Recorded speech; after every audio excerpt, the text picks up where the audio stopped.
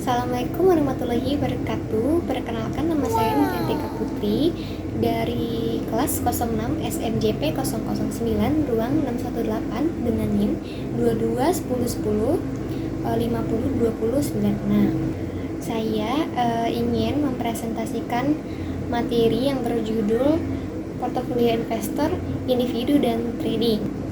Untuk memenuhi tugas kuliah Behavior Corporate Finance dengan dosen pengampu Bapak Rudi Sanjaya. Ini ada pengertiannya nih. Apa sih itu portofolio investasi? Yaitu adalah kumpulan aset keuangan yang dimiliki oleh seseorang individu atau institusi. Tujuannya adalah untuk menghasilkan pendapatan atau pertumbuhan secara modal sambil menjaga resiko tetap terkendali. Secara umum, portofolio investasi adalah kumpulan instrumen aset investasi seperti saham, obligasi, reksadana, komoditas, deposito, dan lainnya yang dimiliki oleh seseorang ataupun suatu institusi dengan tujuan memperoleh imbal hasil dari pertumbuhan nilai instrumen investasi tersebut di masa depan. Secara sederhana, trading atau perdagangan keuangan dapat didefinisikan sebagai aktivitas membeli dan menjual aset keuangan seperti saham, mata uang asing atau forex, komoditas atau instrumen investasi. Selanjutnya ada jenis-jenisnya nih. Yang pertama ada scalping. Ini adalah jenis trading dengan jangka waktu paling pendek. Seorang scalper hanya menahan posisi selama beberapa detik hingga beberapa menit. Tujuannya adalah untuk mengambil keuntungan kecil dari setiap transaksi, tetapi dilakukan dalam jumlah yang sangat banyak dalam satu hari. Selanjutnya ada day trading, sesuai namanya. Trader jenis ini membuka dan menutup posisi di hari yang sama. Mereka tidak pernah membiarkan posisi terbuka hingga keesokan harinya, agar terhindar dari risiko fluktuasi harga di luar jam pasar. Kemudian ada swing trading, yaitu jenis trading dengan waktu penahanan posisi yang lebih panjang dibandingkan scalping atau day trading. Swing trader juga bisa menahan aset selama beberapa hari hingga minggu, tergantung dari tren pasar. Jenis lainnya adalah position trading, yaitu jangka trading paling panjang yang bisa berlangsung dari minggu hingga berbulan-bulan, bahkan lebih. Selanjutnya ada 7 tujuannya nih. Yang pertama ada pertumbuhan modal jangka panjang. Investor individu seringkali berinvestasi untuk meningkatkan nilai kekayaan mereka dalam jangka waktu panjang. Yang kedua ada pendapatan pasif portofolio investasi. Dapat dirancang untuk mendapatkan pendapatan reguler tanpa perlu bekerja secara aktif. Lalu yang ketiga ada diversifikasi resiko. Diversifikasi adalah prinsip dasar dalam pengelolaan portofolio investasi dengan menyebarkan investasi ke berbagai jenis aset, misalnya kayak saham, obligasi, emas. Terus resiko kerugian dapat diminimalkan. Selanjutnya ada tujuan dari trading. Yang pertama, keuntungan cepat dari fluktuasi harga. Trading bertujuan untuk memanfaatkan perubahan harga aset dalam waktu singkat, mulai dari hitungan detik hingga beberapa bulan. Trader membeli aset ketika harga rendah dan menjualnya saat harga naik, atau sebaliknya pada short selling. Yang kedua ada lindung nilai atau hedging. Dalam beberapa kasus, trading digunakan sebagai alat untuk melindungi portofolio investasi dari risiko pasar, yaitu adalah hedging. Yang ketiga ada disertifikasi portofolio. Aktif trader seringkali memperdagangkan beberapa jenis instrumen keuangan untuk mendiversifikasi sumber pendapatan mereka. Nah, selanjutnya ada kekurangan dan kelebihan dari portofolio nih. Yang pertama kelebihannya dulu ya.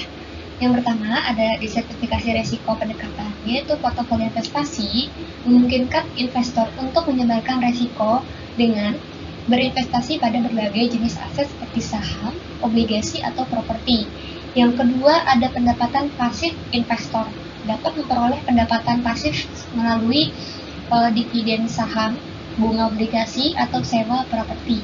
Yang ketiga ada likuiditas tinggi. Sebagian besar aset dalam portofolio seperti saham dan reksadana memiliki likuiditas tinggi.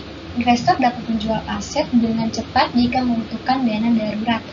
Lalu Nah, selanjutnya ada kekurangannya. Yang pertama, volatilitas pasar nilai portofolio dapat terpengaruh oleh fluktuasi pasar yang tajam, terutama dalam kondisi ekonomi yang tidak stabil atau krisis politik.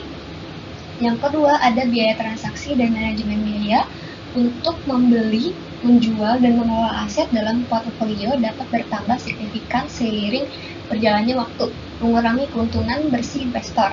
Yang ketiga, ada keterbatasan keuntungan jangka pendek karena fokusnya pada jangka panjang. Portofolio investasi kurang cocok bagi individu yang ingin mendapatkan keuntungan yang cepat. Nah, trading pun juga ada kekurangan dan kelebihannya juga nih, nggak cuma portofolio aja.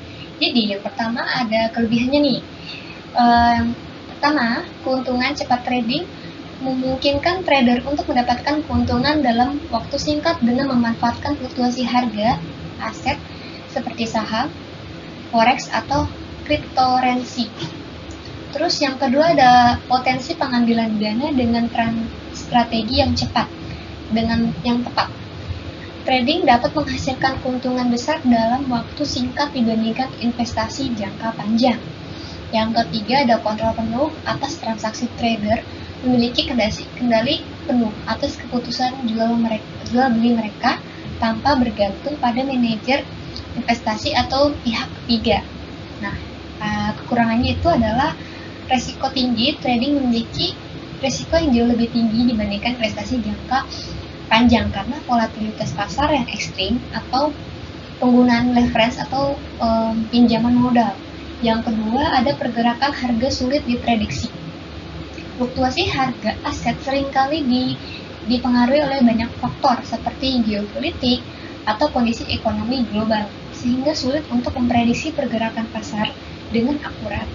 Yang ketiga ada ketergantungan pada emosi dan keputusan yang cepat. Trading seringkali dipengaruhi oleh emosi seperti keserakahan atau ketakutan yang dapat menyebabkan keputusan impulsif dan merugikan finansial.